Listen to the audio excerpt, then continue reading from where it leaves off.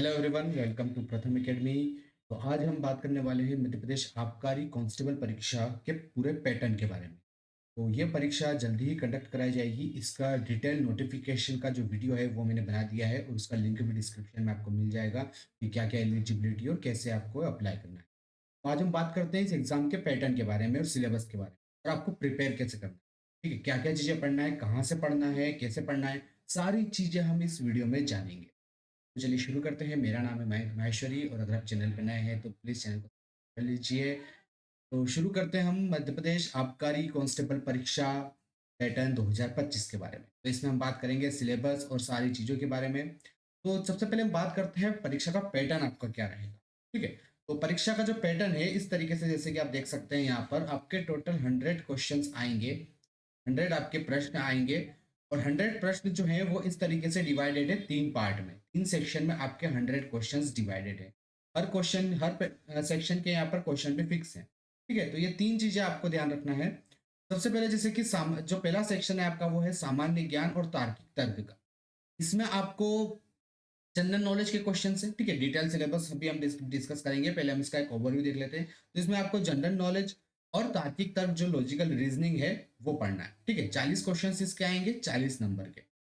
दूसरा है बौद्धिक क्षमता और मानसिक योग्यता, ये रीजनिंग से संबंधित है, मैथ्स भी इसमें थोड़ा बहुत पार्ट आ जाएगा, है ना। और ये जो पार्ट है ना तार्किक तर्क, और ये भी रिलेटेड ही है इसमें, जैसे कि मेंटल एबिलिटी और मानसिक योग्यता में भी वही चीजें आती है जो तार्किक तर्क में आती है ज्यादातर, तो लॉजिकल रीजनिंग है।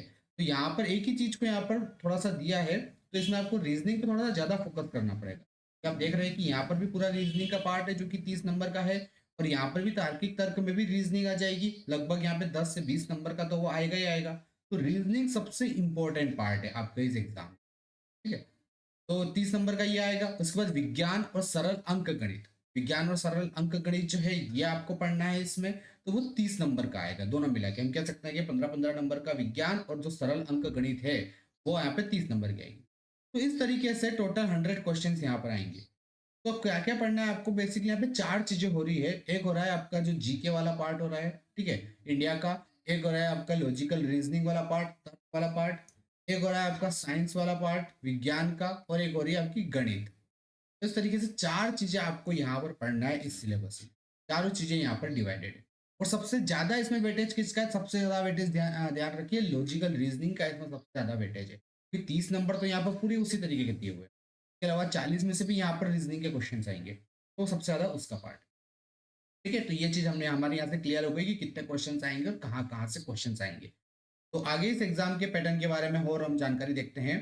तो ये जो पूरा है आपका ऑनलाइन माध्यम से एग्जाम होगा, सीबीटी माध्यम से, कंप्यूटर बेस्ड आपका पूरा टेस्ट होगा, 100 मार्क्स का। सारे आपके ऑब्जेक्टिव क्वेश्चन आएंगे इसमें, 1 मार्क्स का एक क्वेश्चन है। ठीक है, तो इस तरीके से हम देख सकते हैं कि 100 क्वेश्चन है, आप 100 नंबर है और 100 क्वेश्चन है, 1 मार्क्स का एक क्वेश्चन। तीन सेक्शन है जो कि हमने देख लिए। सबसे इंपॉर्टेंट जो इसमें ध्यान रखना है वो आपको ये कि नेगेटिव मार्किंग भी है ना, 1/3 आपकी नेगेटिव मार्किंग है। अगर आप कोई क्वेश्चन गलत करते हैं तो उसका 1/3 मार्क यहाँ पर काटा जाएगा, ये नेगेटिव मार्किंग है। तो ये बहुत ही इंपॉर्टेंट है। तो इसलिए आपको जो क्वेश्चन आप 100% श्योर है आप उसी को टिक करेंगे, अदरवाइज आपके यहाँ पर मार्क्स कट जाएंगे। और 2 घंटे का आपका ये पूरा एग्जाम होगा। तो एक ओवरव्यू हमने यहाँ पर देख लिया एग्जाम के पैटर्न के बारे में। चलिए अब देखते हैं कि ये जो जितने भी सेक्शंस हमने देखे हैं, इन सेक्शंस का डिटेल सिलेबस देख लेते हैं कि इनमें क्या क्या आएगा और कहाँ से आपको वो कवर करना है, कहाँ से पढ़ना है। सबसे पहले हम बात करते हैं आपका जनरल नॉलेज वाला पार्ट और तार्किक तर्क वाला पार्ट। ये पार्ट आपका 40 अंक का आएगा, 40 नंबर का आपका एक पूरा पार्ट आएगा। तो हम कह सकते हैं कि 20-20 नंबर यहाँ पर दोनों में डिवाइड हो सकते हैं। तो सामान्य ज्ञान सिर्फ यहाँ पर नाम दिया हुआ है, डिटेल सिलेबस नहीं दिया हुआ है, लेकिन हम अंदाजा लगा सकते हैं कि सामान्य ज्ञान में आपको क्या क्या पढ़ना है। जैसे सबसे पहली बात होती है करंट अफेयर। करंट अफेयर बहुत ही इंपॉर्टेंट है। ठीक है, ज्यादातर क्वेश्चन आपको करंट अफेयर से देखने को मिलेंगे। करंट अफेयर आपको यहाँ पर पढ़ना है। जो भारत का एक नॉर्मल सामान्य ज्ञान हो गया, जैसे कि भारत की प्रसिद्ध स्थान, नदियां, झीलें, भूगोल, जो ज्योग्राफी वाला पार्ट है, भूगोल वाला पार्ट। कुछ इतिहास, भारत का इतिहास हो गया। कुछ सिविक वाला पार्ट हो गया, पॉलिटी वाला पार्ट हो गया। ठीक है, तो एमपी का थोड़ा बहुत पार्ट भी आएगा इसमें, क्योंकि एमपी की एग्जाम है तो एमपी का थोड़ा बहुत पार्ट भी आएगा। अब यहाँ पर कहाँ से इन चीजों को पढ़ें, देखिए जो सामान्य ज्ञान वाला जो टॉपिक होता है ना वो बहुत ही ज्यादा वास्ट है, उसका सिलेबस बहुत ज्यादा बड़ा होता है। लेकिन यहाँ पर आपको ज्यादातर से 20 से 25 नंबर के क्वेश्चंस आएंगे आपके सामान्य ज्ञान में। तो अब आप इसको कहाँ से कवर करेंगे। तो 2 चीज़ें इसमें, एक तो सामान्य घटना के लिए, तो सामान्य घटना के लिए आप 2024 की एक मैगज़ीन ले लीजिए, जो करंट अफ़ेयर की थी, ठीक है? क्योंकि ये एग्ज़ाम जो है इसमें 2024 का पूरा करंट अफ़ेयर आएगा आपका।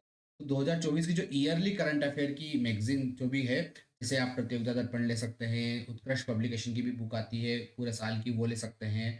तो कोई भी एक समसामयिक घटना की आप बुक ले लीजिए। उस बुक में जो-जो भी इम्पोर्टेंट करंट अफ़ेयर है, जैसे स्पोर्ट्स का, कौन-कौन सी नई नियुक्तियाँ हुई है, कौन-कौन सी नई घटना हुई है, तो वो आपको पढ़ना है। वहाँ से आपका पूरा कवर हो जाएगा, ठीक है? दूसरी बात है, जितना भी जीके वाला पार्ट है उसके लिए सिर्फ़ आप लुसेंट पढ़िए। जो लुसेंट की बुक है उसी को पढ़िए, क्योंकि जैसे जीके में आपका ज्योग्राफी है, भूगोल है, इतिहास है, नागरिक शास्त्र है, तो ये सारी चीज़ें भी आपकी वहाँ से कवर हो जाएगी। इसके अलावा ज़्यादा आपको नहीं पढ़ना है। तो लुसेंट से आपका ये सारा पूरा पार्ट कवर हो जाएगा। ठीक है, एमपी जीके का इसमें ज़्यादा पोर्शन आएगा नहीं, उसके लिए पूरी अलग से एक किताब पढ़ने की ज़रूरत नहीं है, कि थोड़ा-सा नंबर का आएगा, पूरी किताब में उसका इतना ज़्यादा टाइम इसमें बहुत ज़्यादा आपका चला जाएगा। तो एमपी जीके की आप वीडियोज़ देख सकते हैं, इससे आपका कवर। दूसरी बात हम शुरू करते हैं रीज़निंग की, तो रीज़निंग भी लगभग 20 से प 20 नंबर की यहाँ पर आएगी रीज़निंग। तो रीज़निंग के लिए जैसे कि रीज़निंग के टॉपिक्स हैं अक्षर श्रृंखला, जो नंबर सीरीज़ होती है, अल्फ़ाबेट सीरीज़ है, रक्त संबंधी है, घड़ियाँ, कैलेंडर, कोडिंग डिकोडिंग वाले पार्ट हैं, दिशा निर्देश हैं, ये सारी चीज़ें आपके आएँगे रीज़निंग से तार्किक तर्क से ये ज़्यादातर पार्ट आपका रहेगा प्रैक्टिस का, इसमें आपको ज़्यादातर प्रैक्टिस करना है, तो आप सैंपल पेपर लगाइए, प्रीवियस ईयर क्वेश्चंस लगाइए। इसके अलावा आप रीजनिंग के लिए कोई भी एक सामान्य सी बुक आप ले लीजिए, जितने ज़्यादा आप क्वेश्चन उसमें लगा सकते हैं उतने ज़्यादा क्वेश्चन। इसमें आपको क्लासेस वगैरह इससे कोई ज़्यादा उसमें पढ़ने की जरूरत नहीं है, आपको ज़्यादातर इसमें प्रैक्टिस की जरूरत है। तो प्रैक्टिस आप कीजिए, आप चाहे तो यूट्यूब से भी प्रैक्टिस कर सकते हैं, आप चाहे तो बुक से भी प्रैक्टिस कर सकते हैं, पर आपको प्रैक्टिस करना है इसमें ज़्यादा, और इसमें ज़्यादा कुछ पढ़ने की जरूरत नहीं। ठीक है, सामान्य सी एक जो बुक आती है रीजनिंग की, एसएससी से संबंधित, बैंकिंग से संबंधित, आप वो बुक ले सकते हैं, तो उससे आपका हो जाएगा। और क्वेश्चंस का जो लेवल है वो इसमें ध्यान रखना है कि ये जो एग्जाम है उसमें आपको ज़्यादा नहीं, 10th लेवल तक की एग्जाम है, इससे ज़्यादा इसमें आपको नहीं पढ़ना है। 10 to 12th लेवल तक की एग्जाम है, तो जो इजी से क्वेश्चंस आते हैं वही आपको इसमें, ज़्यादा इसमें डीप में नहीं जाना है, जो एसएससी सीजीएल में आता है। और नेक्स्ट हम देखते हैं, जो अगला सेक्शन था बौद्धिक क्षमता, मेंटल एबिलिटी का, उसमें क्या क्या आपको पढ़ना है।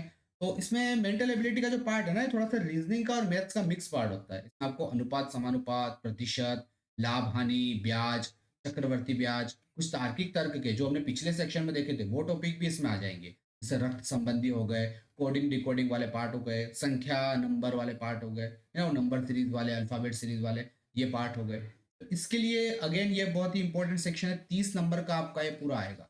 तो अगेन इसमें आपको सिर्फ प्रैक्टिस करना है, जितनी ज़्यादा आप इसमें प्रैक्टिस करेंगे उतना ज़्यादा इंपॉर्टेंट है।